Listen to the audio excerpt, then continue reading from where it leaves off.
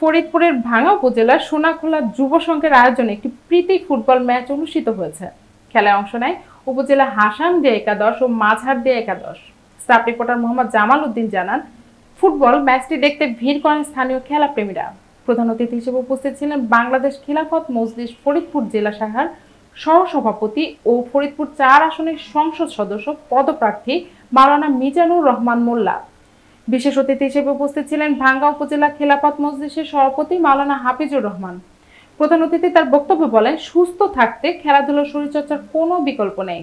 বর্তমান যুব সমাজকে মাদক ও অপরাধ থেকে দূরে রাখতে খেলাধুলা অত্যন্ত কার্যকর ভূমিকা পালন করে।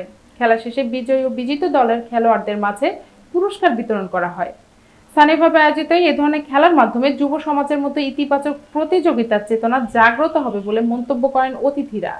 এগিয়ে নিয়ে যায় বা এর সাথে আমরা থাকতে পারি, আমরা খুশি। আমার বিশ্বাস যে তারা আমাদের কথা রাখবেন। তো আপনার প্রথম টার্গেট কি থাকবে?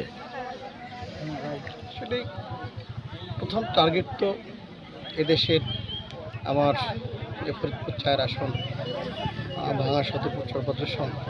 আমরা খেলতে পারি না, কিন্তু খেলা দেখে উপভোগ করি। তো সেক্ষেত্রে আমাদের সবার পক্ষ থেকে সকলের কাছে আহ্বান রাখলাম, তোমরা খেলা শুরু করো। যে অধিনায়ক আছে সে যেন অধিনায়ক তো একটি বলে লাল গোলাপের শুভেচ্ছা